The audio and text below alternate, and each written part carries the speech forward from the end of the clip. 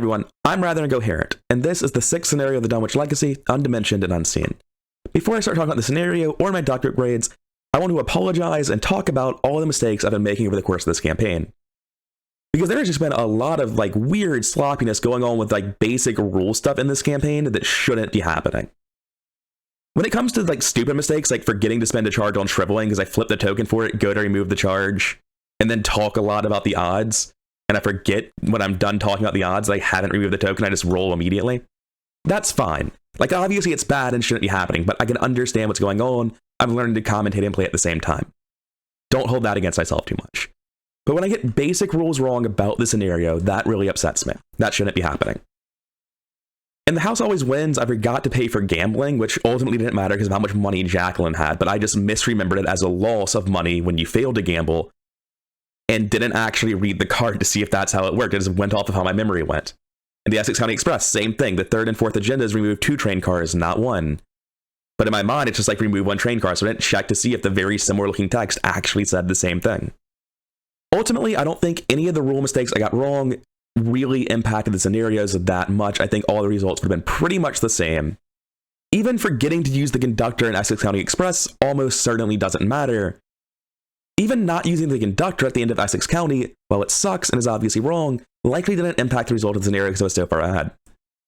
2 scenarios did have the results impacted by the way I was playing wrong though. Luckily, it's only in the form of getting less experience, and I can retroactively enforce that. At the Misconduct University, forgetting one of the encounter cards at one point almost certainly ends up costing me a delve too deep and that really close ending, and I probably should have 1 less experience. The last location, The House Always Wins, the Resign location, is a victory point location. But because of how Resign works, if you will drop your clues if you resign, meaning you physically cannot get that victory without committing suicide or using rogue cards. I think in my mind, Resign just means you leave the game, because more than 9 times out of 10, Resign just means you leave the game. There's no additional text, and that really just isn't a thing that parses to me a lot of the time, that your clues are technically on your location. Coming over to my decks, you can see that I've subtracted 2 experience from the results of Blood on the Altar on both my decks. And the reason for that is because it's the closest I can come to approximating correct results for the things I messed up so far. For Marie, I've upgraded her level 0 Azure Flame all the way to 5, spent Rabbit Hole experience on Guts, and that's it.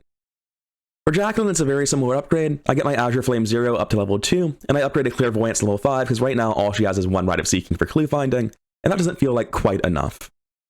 There are a lot of really cool cards I'm interested in running in Jacqueline, and unfortunately, with the experience you get from Dunwich, I'm just making the bare bones recharge and spell asset stack. I won't be doing anything more interesting or complicated than that with her. So, with our deck upgrades out of the way and all those mistakes covered, let's talk about what happened in our interlude. Everyone survived except for Warren Rice. That means we're going to have a Powder of Benghazi with 4 charges on it, and we're putting it on Marie. Honestly, I have no reason to pick Marie over Jacqueline, and it feels like a completely irrelevant choice that doesn't matter to me. With everyone who survived, I had the option of putting them in my decks, and aside from I think Zebulon Waitley, none of them were things that I would have wanted to do.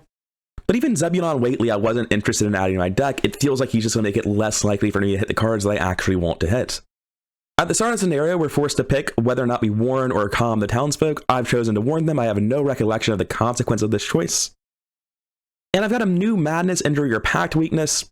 Whenever I do that, I just go over here to the deck, shuffle it, search it, and grab the first one I see. That was Amnesia for Marie, and Internal Injury for Jacqueline. And that's it for all of the setup that we have to deal with that isn't directly related to playing the scenario, so let's get into it. Agenda 1A, Rampaging Creatures. Reports of terrifying entities wreaking havoc across the countryside have caused the citizens of Dunwich to panic. Worse, the creatures seem to be invisible to the naked eye. Forced at the end of the enemy phase, move each brood of Yogg-Sothoth enemy once towards a random location. So the way I'm going to be doing this, because the move broods button doesn't work for me, no broods found in play area and then an error, I'm going to be doing it the way you would at a table, shuffle it, it's going to move towards 10 acre meta. As you can see, because of our previous results, we have 2 Yogg-Sothoths in play and 3 set aside out of play. And Agenda 1 had a 5 Doom threshold. Act 1, Saracenic Script. The monsters tearing through Dunwich County are immune to traditional weapons. Only by reciting a particular incantation can the creatures be defeated. First, you must search the ruins of Wilbur Whately's home in order to find the final sections of the otherworldly script. You need 4 clues, and only investigators at the Whately ruins may spend the requisite number of clues as a group to advance. Our starting location is the Dunwich Village, a 3-shroud, 1-clue location from which I can resign, or as a fast action, I can borrow some hounds to track the creatures by scent. An investigator in Dunwich Village may place one of his or her clues on any abomination enemy in play, group limit once per game. And of course, the broods of Yogg-Sothoth are abomination enemies. But it's worth noting that there are different ones now. In the original version, there were 5 identical broods, and now there are 4 different versions in Return to. All the broods are going to have the same health on the bottom, which is gain +2 health and undamageable except by esoteric formula, which is what our current act is trying to obtain. It's set aside. So for now, we need to get to the Whately Ruins, and we're currently in Dunwich Village, which is decently far away and mystics are quite slow. But first, let's see what sort of setup turns we need to deal with. David Renfield opening hand is something I keep tossing and then not getting value out of David ever, so it's time to hold David and assume that it will work out somehow. Think I hold Azure Flame 5, St. Hubert's Key, and David? Honestly, I don't want to hold Azure Flame. There are probably enemies in this scenario other than broods, I'm sure there are. But I just don't want to hold this when I know the main scenario has no ability to use it, and also I can just draw another one anyway, apparently. They're both level 5 in Marie, so that's nice. Over here in Jacqueline, I draw them to the wrong hand, as always. So over here, I don't see the need to hold Azure Flame with one already in Marie's hands. With the exception of Uncage the Soul, I don't really want any of this stuff. So let's get 4 new cards. Shriveling 5, Read the Signs. Not ideal, but Arcane Initiate might be able to help us. So I think this turn I want to move everyone to the middle to make sure that no broods can randomly move on to us and attack us. Because otherwise we would just have to eat an opportunity attack to run from them. So I'm going to start with Mary and move to the middle as my first action. I don't know if I am going to do that. I've kept David in my opening hand and it just feels terrible, like I immediately regret having him here. I'm going to move, play David, and tap David, come what may. So let's see what the location is first. The 10-acre meadow, 3-shroud, 1 clue. As a fast action, I can lure a monster into the rain, place 1 clue on it. At the end of the round, remove 1 clue from that enemy. Oh, I see. I was wondering why 10-acre meadow was so much worse. It's because the clue is on the token bank as opposed to you're spending your own clues to do it. My last action as Marie, I'm going to play the Azure Flame. If enemy spawn, I want to be able to deal with them. As Jacqueline, I have no way of getting this clue. Going to Uncage the Soul with Shriveling, which doesn't cost money. Why am I subtracting that? I'm going to move over. And I'm going to draw a card, which is my new weakness, Internal Injury. Perfect. So I'll take 1 direct damage at the end of my turn immediately and go into the upkeep phase. I just realized it's possible that one of these broods could have Hunter. I want to quickly check if any of them do, because that would be very interesting. No, they don't. This is the end of the round of the enemy phase. At the end of the enemy phase, we move our things randomly. So, the top brood is going towards the Whately Ruins, which is the opposite of what I want to hear. And the bottom brood is moving towards Blasted Heath, which means I can move it only left. Glad I left. Top of the round, 2 of 5 Doom. Thank you, David. Enemy cards. Well, this is a way for me to kill David. And you can use him before skill chest, so I'm going to use him now in this player window to gain 2 resources. I have no damage on me, so it's just straight 6 to 2. He should always live. Yeah, I'm not sad that he's alive. I wanted him to be alive this turn, but I feel a little bit safer if he was dead, you know? He's kind of stressful. The creature's tracks. Peril. You must either take 2 horror or spawn a set-aside brood of Yogg-Sothoth at a random location. They are victory enemies. But I feel like summoning a brood of Yogg-Sothoth right now is a little bit dangerous. I'll take the 2 horror. First action on Marie, I'm going to play my Kievius. Second action, I'm going to investigate 5 to 3. Oh, apparently I drew Chronophobia. Just didn't even notice that I drew my weakness. Nice. Well, then I'm not going to investigate. I'm just going to spend this round getting rid of our weaknesses, I guess, and hanging out here. Going to do the same on Jacqueline to get rid of Internal Injury.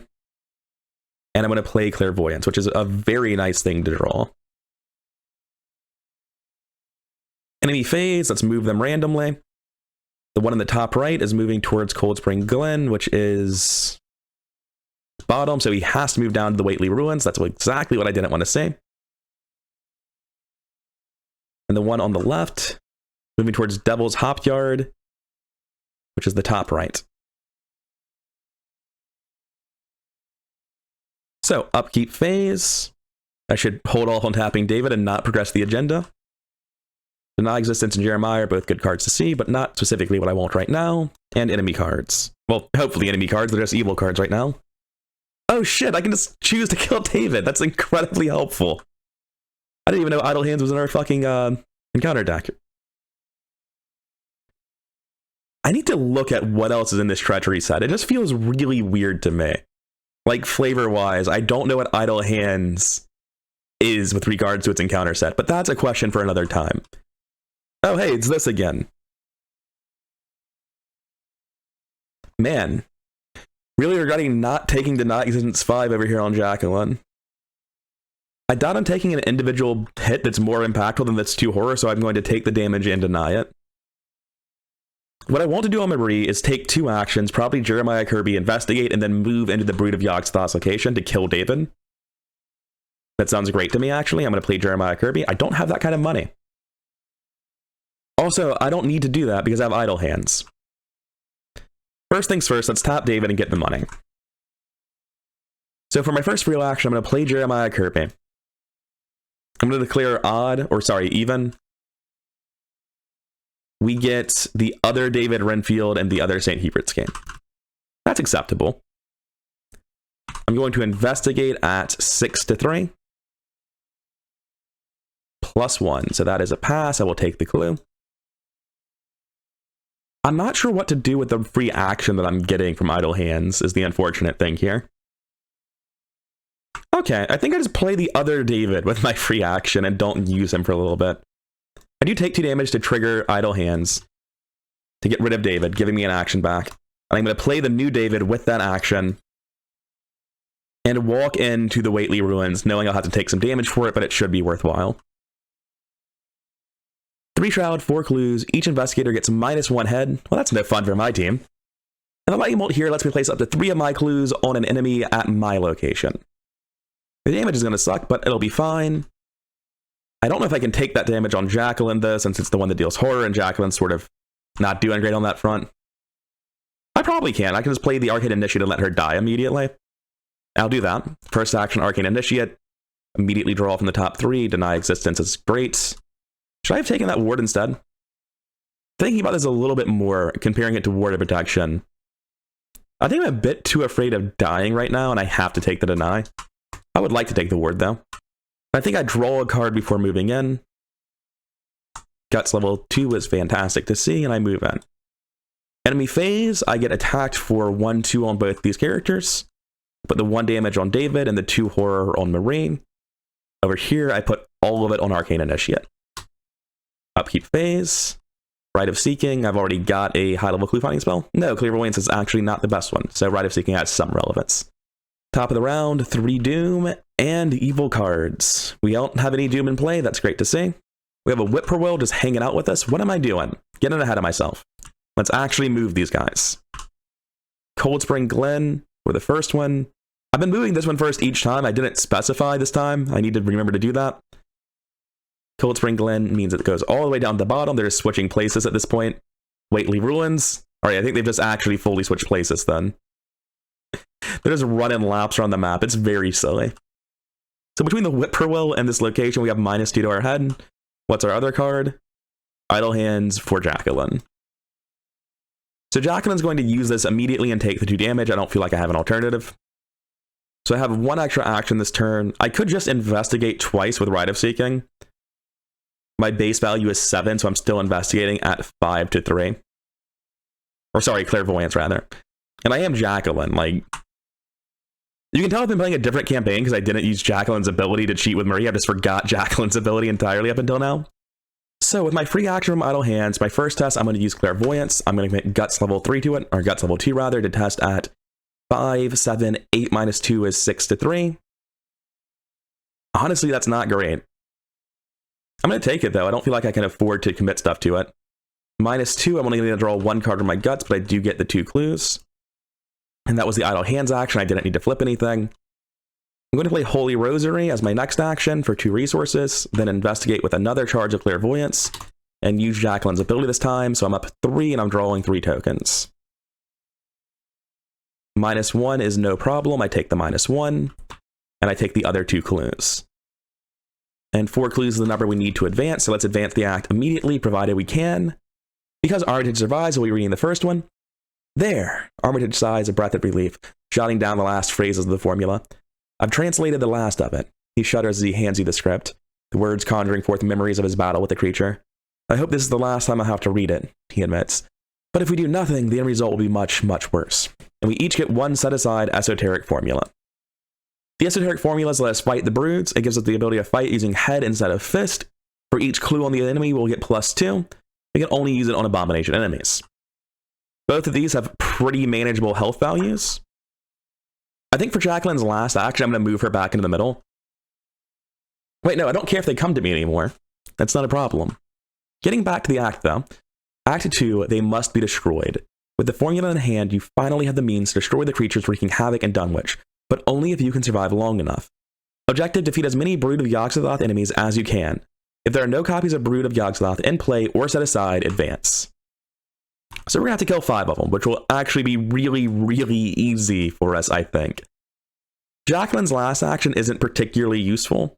I think I'm just going to draw a card. Yeah, I'm just going to draw a card. Because it lets me draw closer to skills that I can use to have better chances of hitting them. You know, I was thinking I could just move up and kill it pretty easily. These things have pretty high attack values, and Marie doesn't actually have very much head bonus. So I don't think I'll be moving Marie up to attack this round, unfortunately. What I do think I'll do is move her to a different location. That way she can have a better stat if it moves to her, and we have a higher chance of it moving to us. It occurs to me that I almost certainly spent an action to play this while David was in play, meaning I had Doom and I could have spent it as a free action. But oh well, done is done. And now that I'm here, I think I just draw twice looking for guts to increase my chance of hitting these guys. Amnesia is a pretty good draw. So goodbye Arcane Initiate, Emergency Cache, and St. Hubert's Game. I forgot I added that to my deck. Maybe draw twice was the wrong call. So enemy phase, the Whippoorwill is going to stay with Jacqueline. The Brood of Yogg-Sothoth can't attack anyone, so they move. Top right moves to Blasted Heath. Bottom moves towards Blasted Heath, which is back to Jacqueline. Upkeep phase, Jacqueline gets her second emergency cache, and we get deny 5 on Marie. That's great to see. She's basically safe now. 4 of 5 Doom, I believe. Yes. So we'll tap David over here immediately for the Doom. Peril, attached to a Brood enemy in play. If that enemy is at your location, take 1 damage. Attached enemy gets +1 fight and +1 health. I think it's better to put it on this one. I'm not certain of that at all. Also, if anyone could tell me in the comments, my understanding of the rule on this is if that enemy is at your location, take 1 damage would apply to the person reading the card. Would it apply to everyone? I feel like the things that are similar to this and ends with the conspiracy like make it very, very specific that it would affect other investigators at that location. Anyway, Jacqueline's evil card is Unhallowed Country. My allies don't exist. Which, like, yeah, that is true. That is how it looks right now. This is a pretty weak Unhallowed Country. I was thinking about Prescient and looking at Jacqueline's discard pile and noticed there's a lot of cards in it. Because I forgot to put my mulligan back. And I know I haven't played Enraptured or any of this other stuff, so. Let's put all of that back in the deck. Better late than never. But to answer my original question, the only target for Prescient is going to be Deny Existence, which isn't the biggest deal in the world. My original plan this turn was for Jacqueline to be able to kill a Brood, but their fight numbers are just so fucking high. Also, I've been being a goof and like thinking of these as having 1 and 2 health and not 3 and 4 health. Oh no, this one has 2 Investigator health. This thing has 6 health. What a slog it'll be to kill this thing. So like the Brood of Yogg-Sothoth are just absolute bastards to take down. I didn't really parse just how high their fight was when I was looking at them initially, and I don't remember this being such a massive problem the first time I played this. Like, I've just been in decision paralysis for a while over here, wondering what the hell I'm supposed to do. Marie does let me use Esoteric Formula an extra time, but like, the Whippoorwills are a serious problem. -1 against numbers this high is a big fucking deal. So I'm just gonna walk away and get hit for 1-2 on Jacqueline, which feels terrible, down to the Cold Spring Glen. Enemies here get -1 evade, and this one has the lightning bolt to, as a group, spend 2 clues permanently. Cool. I'm going to spend my next action investigating that with clairvoyance at 6 to 3, and I'll cheat on this because I have nothing else to cheat on. Take a -1. I'll take both clues. And I just need to draw more things to boost my book up at this point. So I'm going to play an emergency cache just to draw a card and gain some resources. Using that guts to find the clues was definitely wrong. Holy shit. That was like a terrible decision, it turned out. Marie's turn is just incredibly awkward because there's nowhere she can go to really contribute meaningfully to the game. I think I just want to draw 3 cards with her and try to find things like Guts and another Fearless. So, Promise of Power, Ward of Protection, Ward of Protection. Well, those are pretty fucking good at least. I do have 1 action left that I can choose to spend on a spell if I want to. That would let me put Azure Flame into play. And I've got a David on the board, so I'm not really worried about dying, so I will do that. With Rite of Seeking over here on Jacqueline, I really don't feel much risk of not finding all the clues on the map. So, enemy phase. I feel like Jacqueline is more well-suited to killing this right now. Marie's going to be at 5 book, Jacqueline's going to be at 6 book. It is technically better for Jacqueline. But then these guys can't attack, and during the enemy phase, they move. The top one is moving towards Blasted Heath. Okay. Yeah, alright, that works. 10 Acre Meadow on the other one means he comes to Marie, which is good, actually. It means that we're probably able to kill him this turn using David. Upkeep phase. Guts is great. That's exactly what I want to see. Shriveling, not so much. Top of the round, 5 Doom, we advance and get rid of the Doom on David. An old pickup truck rolls to a stop along the weathered trails of Dunwich. The driver, Joe Osborne, calls out to you through a shattered driver's side window. The truck's engine still running. "It's over at Eric's farm," he shouts. "Done blasted their place apart. Poor Henry and Martha." You ask Osborne for the location of the Eric's homestead, and he confirms your worst fear. For that attack to have occurred recently, there must be more of the monsters on the loose. Shuffle the encounter deck into the discard pile, spawn one side aside if able. So, let's get another one. It's a random location, yes? Waitley Ruins. This time we got the original Brood of Yogg-Sothoth. +2 health is so mean. This thing is basically just straight up more powerful than the original one. Holy shit, this one has Retaliates? Oh man, this scenario is a nightmare. Do I just want to leave? That seems like a little bit unnecessary, but a part of me just wants to fucking leave. Anyway, let's take out evil cards and then we can make our plans. There is an investigator at the same location as a brood, so we test foot 3 and you take 1 point of damage for each point you fail by, huh? Well, at least I have 3 foot, but I have nothing I can do to help this other than Promise of Power, which I need to kill the damn things. -1, that's only 1 damage. It's possible that what I can do is have Jacqueline move around, the birds chase her, Jacqueline finds clues and uses abilities, and we never have to actually deal with the birds.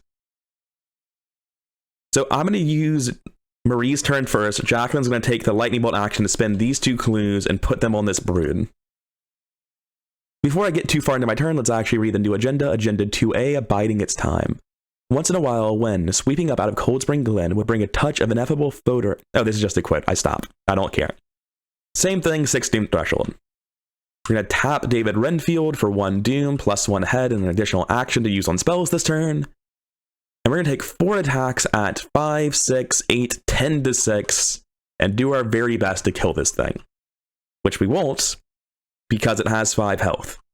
Actually not possible for us to finish it. -2 is a hit, -1 is a hit, -4 is a hit. And last action, star. I think I removed the Doom from David. So that is 4 hits with all 4 of my actions, including the bonus action. I think I'm going to remove the Doom from David, and that's going to be the end of Marie's turn. Jacqueline could theoretically come kill this brood. Like, it's not even that hard to do. there's a 4 out of 6 chance that this brood goes somewhere other than us, and the birds following us won't matter. There's a 33% chance that doing this really sucks for us, but I think that's worth taking. I'm going to move up on Jacqueline.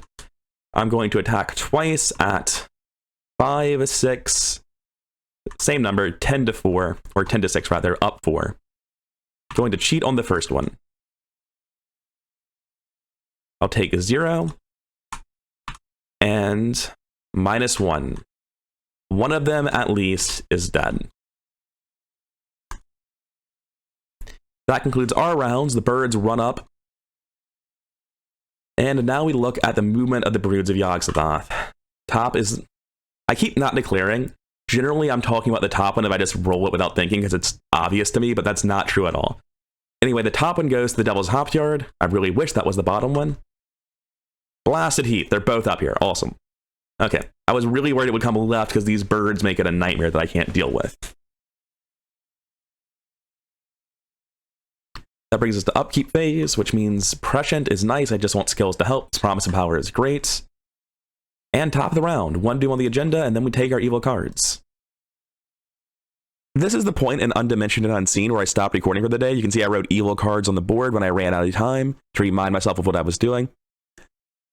And I went and edited videos before I got back into this, and I saw how badly I'd misplayed Blood on the Altar. I removed my charge of Powder of Benghazi because it shouldn't have existed, and I made no story decisions that were impacted by Earl Sawyer surviving, so that's fine, it's just been changed in the notes. So let's get rid of this 3D text, and take our evil cards. Rule and instructions. There are no investigators at the same location, so it gains Surge, right? Yes. Imperceptible creature has Surge. Remove a clue and that enemy gains Elite. What does that mean? What does giving an enemy Elite do? Is it just going to interact with stuff like event cards that we have? Because it doesn't do anything on its own. I was just checking these locations to see if they specified non-elite abominations, and they don't. None of this stuff seems to care about non-elite, so I think it just makes our events worse. Let me quickly check that there's no rules implication for elite unless it's specified. Okay, so it does look like this really just gives it elite to interact with our event cards and nothing else, but it also has Surge. There were no clues on it yet, so it didn't do anything. Unhallowed Country goes into my play, and my ally assets stop working, which will be a much bigger deal for Marie than Jacqueline. I was kind of planning on using David this turn and having higher brain scores. Over for Jacqueline, though, we're going to get... So Altered Beast would gain Surge if there were no abominations in play, but since there are, it's going to heal all damage one. They've taken no damage, and give it the Force effect. Whenever it enters your location, or vice versa, take 1 horror. That is unpleasant. Man, we have been hemorrhaging horror already. I'm going to put it on the one that only has 1 health. I want to make sure this thing dies the first time we fight it. I don't want to give it a chance to move into our location, hit us for 1 horror, and then survive and leave. That would be really, really bad. Now, last time I played, I used this location's ability. I'll drop a resource on it to indicate that, and I haven't used any of the other ones. So looking at the map, there are 6 options for where these guys move. 1 is they stay still. 3 of the options will move them down to Waitley Ruins, as Waitley Ruins is one of them. Goldsby Glen and Tinnaker Meadows' fastest path is through Waitley Ruins. And the last 2 options are either Blasted Heath or through Blasted Heath to Dunwich. So essentially, we have 2 out of 6 that they'll go here, 3 out of 6 they'll go here. Even though this path is less likely, it's what I'm going to do. And the reason for that is because if I go here, the birds will follow me. I'm going to go first on Marie. Spend 2 actions moving. It's a 4 shroud, 3 clue location. You lure the creatures into a patch of sand. Investigators in Blasted Heath may, as a group, place up to 2 of their clues on an abomination enemy in Blasted Heath. So one thing I've been noticing about the map is there aren't really enough clues for me to use Waitley Ruins' ability, ever. Even though I would really like to use the ability in Waitley Ruins. And I'm hoping there are a lot of clues in Devil's Hop Yard I can make use of. But for now, I'm going to be investigating here. Is that true? There's no charges on Clairvoyance, so yes, I'll be investigating with Marie. Well, it was only at 4 to 3 anyway since he wasn't online, but autofail is funny. On Jacqueline's turn, I will use 2 abilities, or 2 movements rather, to catch up to Marie. Lay an ambush here for one of these broods, hopefully. By my math, we have about a 54% chance of seeing one of them. That's pretty much a straight coin flip, which isn't what I was looking for. But knowing us, I'll get horrifically unlucky and they'll either both stay in the same spot or they'll both move to us, which are both preposterously unlikely outcomes. Over here on Jacqueline, since all 3 clues are here, there is merit to playing a Rite of Seeking. It seems like the best thing I can do. I'm going to do that. I'm going to play Rite of Seeking for 5. God, it is expensive. And that'll be Jacqueline's turn. At the end of both of our turns, we should be testing 3 head. I'll be committing Guts level 2 on Marie's test to test at 7, 8 to 3. -1, get it out of here, and draw 2 cards. On Jacqueline, I'm testing at 6 to 3 by default.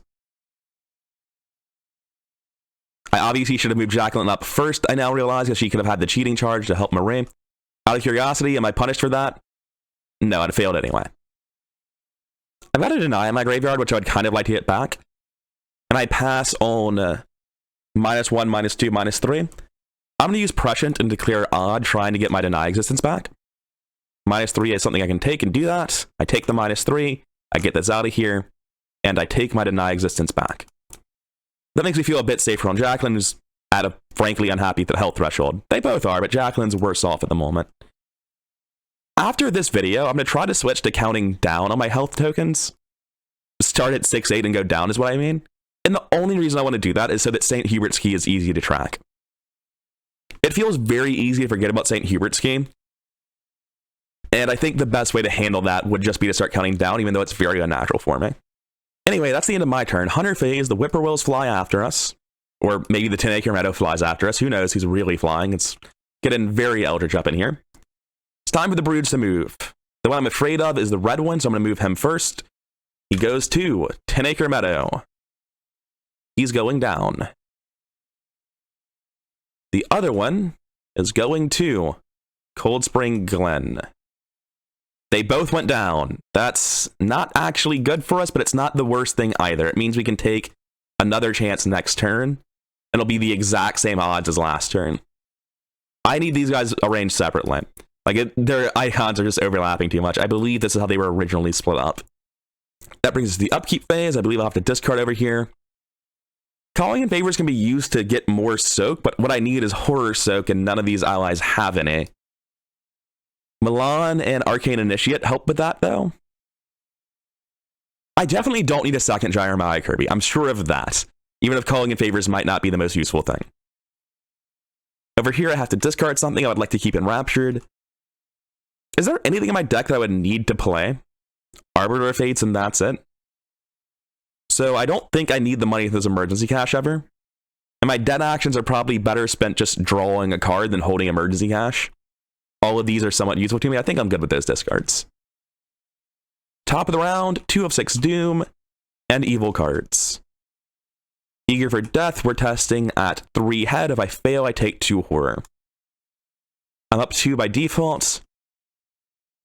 I'd like to be up more. I add Fearless to be up 5. That seems great to me. Should have used Jacqueline's ability, probably. But it doesn't matter. We pass. We heal 2 Horror. On Jacqueline's turn, Violent Commands goes to my threat area. I'm either going to deal 2 damage to Marie, which sounds incredibly bad, or I'm taking a brain test for 1 Horror every single turn. Since I just realized I had this Holy Rosary in play, I'm a lot less scared of Horror than I was a second ago, and I'm already taking the test at +3, so I'm really not that concerned anyway. I'm going to go first on Jacqueline. I'm going to use a Rite of Seeking charge and a cheat. There's nothing in my graveyard that I want right now, so I'm just going to be taking this 3 tokens. 0 is great. Auto failed, the last one matters then. -2. I get all 3 tokens, and I move to the next location with my last action, or my second action, rather. The Devil's Hop Yard. You lure the creatures into the thick fog. An investigator in Devil's Hop Yard may place up to 2 of his or her clues on an abomination enemy in Devil's Hop Yard, deployment once per game. And to remind myself, the one here only works in Blasted Heath as well. I could just try to get these 2 clues as well, but that would make me wonder what I'm doing with Marie, and I don't have a clean answer to that. I think I draw a card because it's going to be really important that I get a second charge of Jacqueline's ability with her unique asset. And the reason it's really important is because the Powder of Imangazi only works if I've exhausted a Brood of Yogg-Sothoth, and none of these abilities do that. Which means that I have to actually pass a foot check at 3, which is what we're at already. That's not true. I can just use Promise of Power. That's a very fair card. Still, I don't think there was much else Jacqueline could do that would have been worth doing. I want to check and see if any of these locations apply to locations other than the one they're at. Yeah, Dunwich Village can be used anywhere. This one's temporary but can be used anywhere. And these 3 are all only at this location. With my next 2 actions, I'll investigate at 5 to 1. Auto-fail? Auto-fit. Cool. I didn't want those clues. I didn't need that. Okay, enemy phase. The birds fly after us. And then we shuffle the deck and we see where they go. Threatening Brood first. Dunwich Village. He goes left. I can't walk up to them as long as they're both in the same spot as the upsetting and annoying thing. Waitley Ruins. This one stays still. Because they split up, though, I can walk into this one if I want to. This one only has 3 health, and we've only got 4 actions to hit it. And without putting clues on it, it's real hard to do. Oh, something important that I only just remembered I needed to do. There's not 1 person sacrificed. We aren't dealing with all 5 anymore. There were only 2 sacrificed, which means I shouldn't have even started with 2 in play. But we're past the point where I could have changed that. And there should only be 3 set aside. So I'm going to set one of these as the removed from the game Yogg-Sothoth, because there should only be 4 total. There shouldn't be 2 in play now, but again, this is cascading errors and I can't track them or correct for them. They've grown too much. But I can at least make sure I only kill the 4 I'm supposed to. Oh, and at the end of Jacqueline's turn, I need to test the 3 head. Star, no problems. That only does anything if I cancel it, right? So, top of the round, 3 of 6, I believe, Doom. And evil cards. Oh, let's do our upkeep phases. Those tend to be important. I'm not going to need this shriveling. I already have 2 Audra Flames in play. I'm also only at 8 cards, so I'm not going to need to discard it either. Over here, I do need to discard something. Definitely not going to be Clairvoyance. Or sorry, since Rite of Seeking is in play, it's always going to be Clairvoyance. Sorted and Silent is just a weird card to me. It's so incredibly weak that it seems like it's an intentional softball.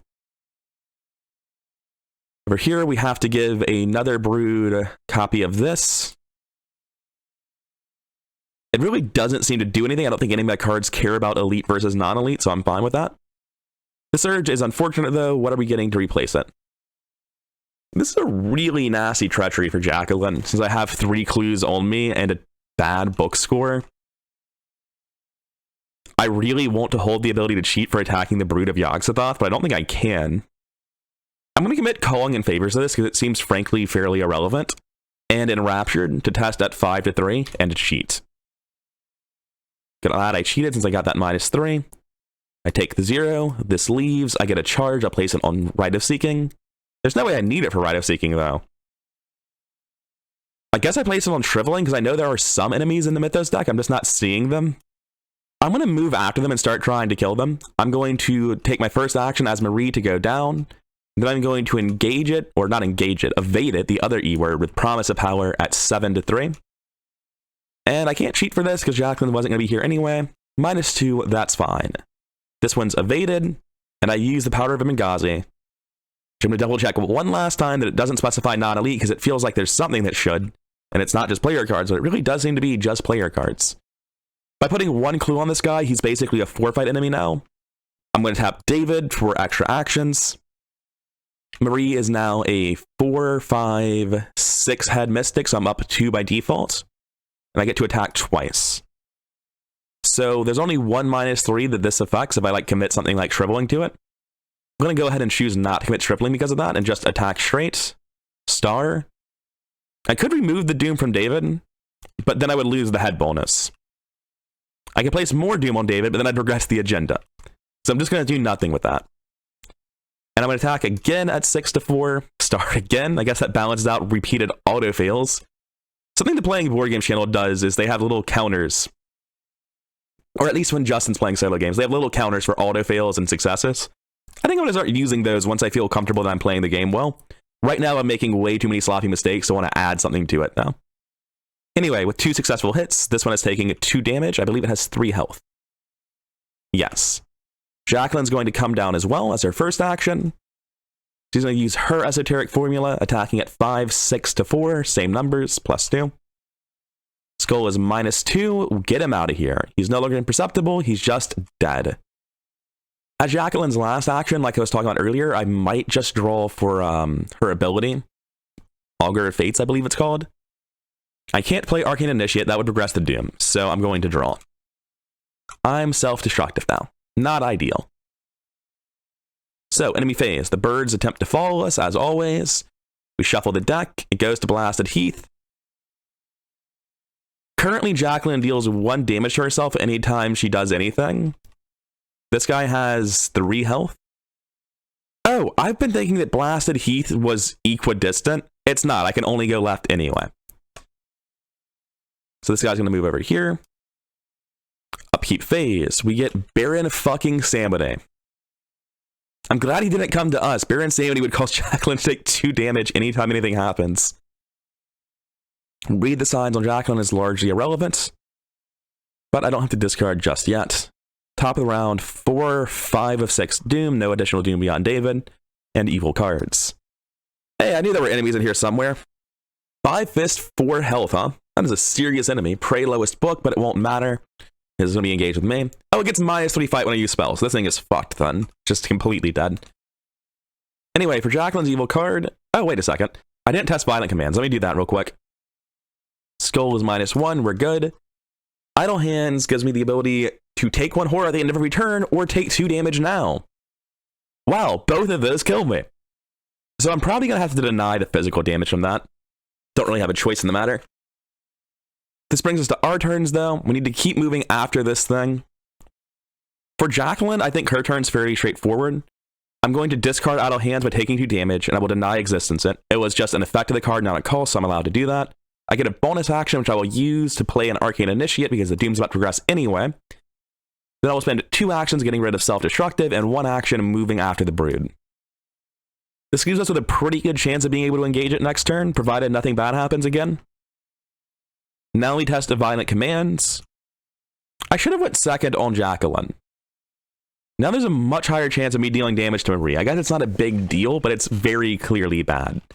Anyway, since Marie's not here, I have no reason not to test Idle Hands. Or violent commands, rather. I said the wrong card and confused myself, but yeah, we pass, no penalties. That's Marie's turn. For Jacqueline's turn, the other way around, rather, we need to kill this Avian Thrall.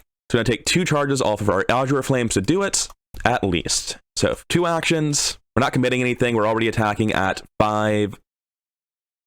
We're already attacking at a 9 to 5, which becomes 9 to 2.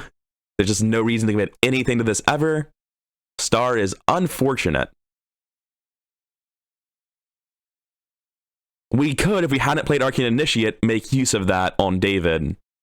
And I could convert it to a resource, but I don't need the money. So instead what I'm going to do is I'm going to place it on Baron Samedi. If I get lucky and pull another star, I can actually kill Baron Samedi. But that's kind of the opposite. Also, Azure Flame deals 2 damage to me, it's kind of a big deal. I put 1 damage on Jeremiah, take the other one myself. So we'll use a 3rd charge of Azure Flame to try to finish this thing off. -2, get it out of here. I'll tap David Renfield, put another Doom on him, gain 2 resources. And unfortunately... Oh wait, I do get to get rid of Baron Samedi, because the Mythos phase isn't next. I'm so glad that I did that hoping it would work, as opposed to just letting it happen and being wrong. Okay, so Hunter phase, the birds catch up to Marie. Then we shuffle the deck, Waitley Ruins, this thing comes back and Jacqueline has it now. Upkeep phase, I add a Doom to Baron Samedi with his Lightning Bolt ability that gives him 3 Doom and discards him. Also, Baron Samedi hit me for 1 as well, I realize now. Also, upkeep phase, I'm tapping... I don't need the money, I need the actions. And I need... I was considering tapping Ravenfield now for money, but that's stupid. I'll just do it for the head bonus after the Doom advances. I just realized I spent my whole turn using Azure Flame on Marie. And I had an extra action because she's fucking Marie, and I have Doom on my characters. I hope you won't view it as explicitly cheating if I said my main action would have been to move left, because my whole plan has been to follow these things, and that's what that would have been. It is very beneficial for me to do this now, but this is literally just I forgot to take an action that I had, so I don't feel too bad about that one. So the Mystifying Song draw is really good, because the Doom would advance, but I only had to make this decision with David.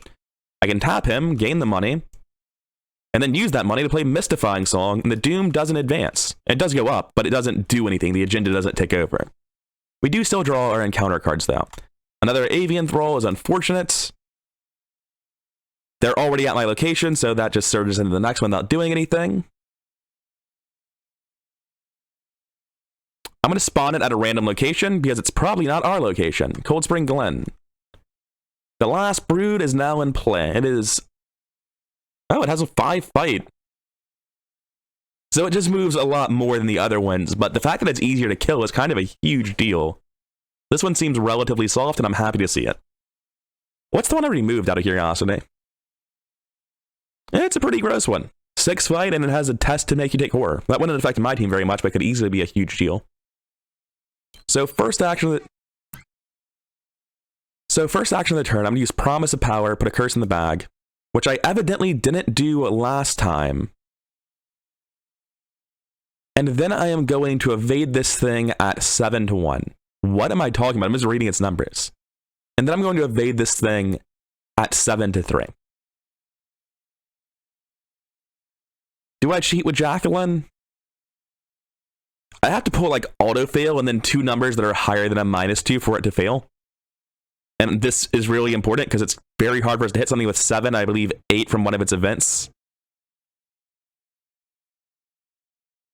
Yeah, this thing has 8 fight. We need to evade this. Also, we both take 1 horror when it moved into our location, which is fine for Marie, and we'll be putting the horror over here on the Arcane Initiate for Jacqueline. But yeah, this thing has 7 fight. We need to evade it. We're up 4. We're going to cheat with Jacqueline. That's great. I take the -2, and I'm happy with it. And I don't remove the curse token. What am I doing? So this thing is evaded, which is incredibly important. There's no additional text on any of these that matter. So I can put my clues on this guy now. Knowing the last one only has 6 fight, and this only gets it down to 6 fight, I might put a second one on this one. This one has more health. It's objectively correct to put it on this one as opposed to a different one. Although I don't have to use Powder of Benghazi. I could use the location text. But using the location text is easier to do than Powder of Benghazi because Powder of Benghazi requires me to take these really hard evade checks, and I'm out of Promises of Power. So this one is now down from 8 all the way to 4. I have a bonus action from David, so I'm going to use my free action now to attack with Esoteric Formula. Do I need to kill Avian Thrall? I was spending a lot of time considering killing Avian Thrall, and I frankly don't know why I was thinking about that. Avian Thrall doesn't matter. We're attacking the Brood of Yogg-Sothoth. We're at 4, 5, 6 to 4, and that's the same on both characters, actually. So I have 2 actions that I'm using, as well as my free action from David, so let's pull 3 tokens. -2 is a hit, -3 is a miss, -3 is a miss. That was not as good as I would have liked to say. There's only 1 -3 in the bag, so that makes it look like it was a really bad decision not to commit anything. But for almost every token in the bag, like, there's no effect of inputting 1 question mark. Although I think at this point I will be committing my Read the Signs on Jacqueline because I have to pass 3 checks in a row. So I'm going to hit Read the Signs, followed by Read the Signs, followed by Shriveling to pass at -3 on all of them. And I'm going to hit -4, or draw the top card of the encounter deck for some inexplicable reason. Let's pull the tokens like we're supposed to. -1, -1, -1. Okay, cool. That's the 4 damage we need. That's this one, and all of his cards dead. And that's all of our turn. The birds will catch up with us, which is really unfortunate considering we have an enemy with us. The enemy will hit me for 1-1, which I'm probably just going to let kill Jeremiah Kirby. I'm definitely doing that. There's no probably about it. And then we're going to upkeep phase. Deep Knowledge is nice. Decharge could be nice, but probably doesn't matter in this scenario. And Doom advances at the start of the Mythos phase, so let's clear out all this Doom on David Renfield, as well as the Doom on the Arcane Initiate. And let's imagine I use the Arcane Initiate. Whoops. Anyway, like I was saying, let's imagine that we were like playing the game remotely properly and I used my Arcane Initiate last turn. Hits Ward, shuffles the deck. And we use it again because there's no reason not to. And we also forgot to test Violent Commands. -3 is exactly what I need to pass, correct? Yes. Which at the end of my turn, the birds wouldn't have been there, so we're fine. So, Doom is advancing. We shuffle the encounter deck into the discard pile. There are no Broods of Yogg-Sothoth left aside, so we don't read the following. Nothing else happens. Agenda 3, Horrors Unleashed, 7 Doom. It's just another quote. For a second, I thought the previous one had the text +1 fight and evade as well, and I had missed it. Thank God I didn't. Also, +1 fight and evade is real gross. And speaking of stuff we forgot to do, we forgot to move this brood. Moves to Cold Spring Glen, which is where he already was. Okay. And this Sword inside it should have went off and been reshuffled back in. So let's see our evil cards. Congratulations, you're now elite. Doesn't do anything, it's just a nice title to have. And now you're big as well. Gross. So this thing's up to 7, despite starting off the weakest. Oh, this is the one that double moves though, isn't it? Yeah, so since it's unengaged, I shuffle again and it goes to Whately Ruins. Whately Ruins is actually the best case scenario for us by a mile. We can go there. I mean, getting -1 head sucks, but then we can use 3 clues as a fast action. I got horribly lost in a tangent there that's probably being edited out of the video. Getting back into this, Jacqueline needs to go first. She's going to move over as her first action. She's going to spend the fast action, it's not actually an action, to take all 3 of these clues and put them onto the Brood of Yogg-Sothoth, right? Hurl a paint canister at the monster. Any investigator in Whately Ruins may place up to 3 of his or her clues at an abomination enemy in the location. So you were at 8 because of 5, 6, 7. You were at 7 and now you're down to 1. It seems pretty safe to test at 6 to 1 twice. -3 is a hit, -1's a hit, and Violent Commands is a pass. So the last one's taking 2 of the damage it needs to take to die. It has 3 health by default, 4 because of Towering Beast. Now, during Marie's turn, I realized that if I try to kill my Avian Thrall, right, it's going to take 2 actions. Then I'm going to move. I'll have 1 action left counting my Doom action, and I physically cannot finish off the Brood of Yogg-Sothoth since it has 2 health left. So I think I just eat the attack of opportunity to try to end it now by moving over. Because I don't even know I'll kill the Avian Thrall if I try, and I can easily take 1/1 damage. That's not a big deal. Then I tap David and put a Doom on him. I'm going to take 3 attacks with Esoteric Formula at 4, 5, 6. This thing is down to 2, correct? 5 minus 6 is -1. +1 and +1 brings it up to +1. Yeah, so I'm taking free action, actual actions, 3 swings with Esoteric Formula. I need to hit with 2 of them. And apparently I forgot to use Jacqueline's ability when Jacqueline was attacking, which I guess I'll use in the first one. Take the -1 and pass, -1 and pass, and that means the third one doesn't even matter because it's already dead.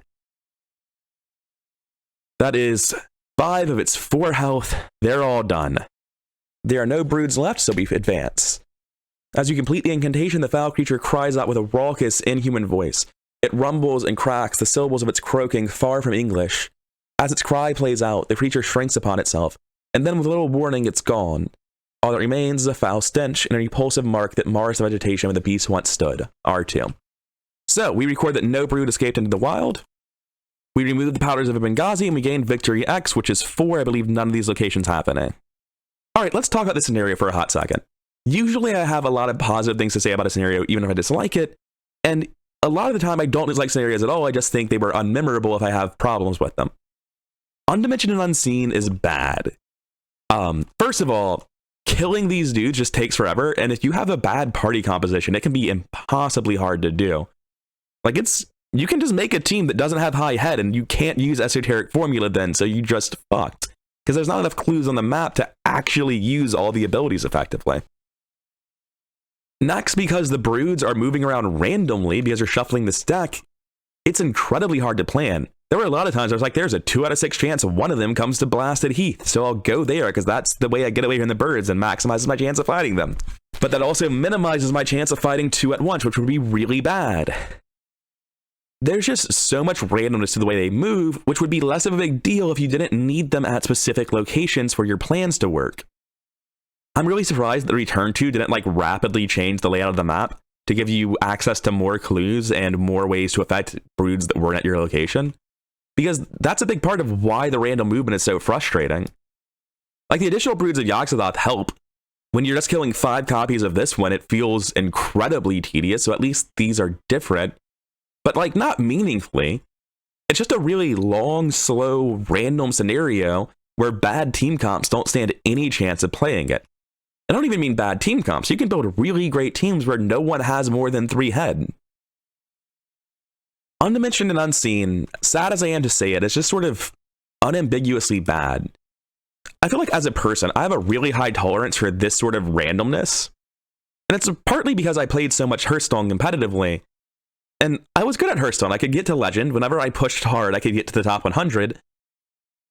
A part of the mindset that created was if I made any mistakes, I deserved to lose.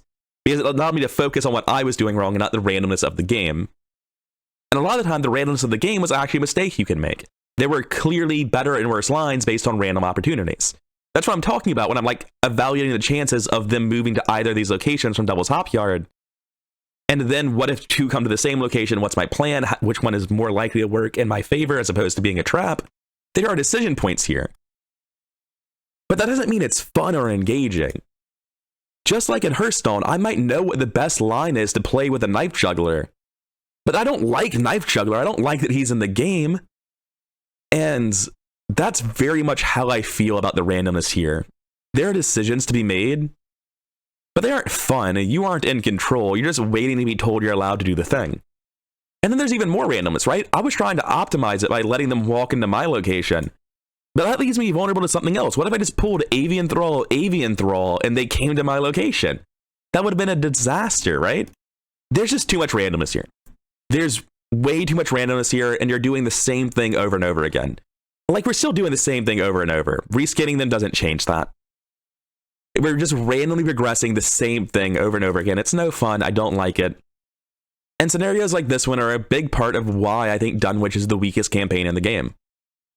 Anyways, here's hoping my next scenarios will be less sloppy as we finish off the last two scenarios in the Dunwich Legacy, starting with the penultimate scenario where doom awaits. I've been rather incoherent. I hope you enjoyed the video. If you did, then like, comment, subscribe, and I'll see you in the next one.